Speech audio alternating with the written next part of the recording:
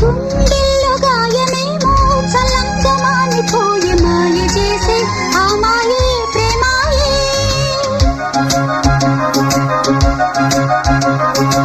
ఎంత గాయమైన గానీ నా మేనికేమి కాదు పువ్వు సోకి నీ సోకు కందేనే.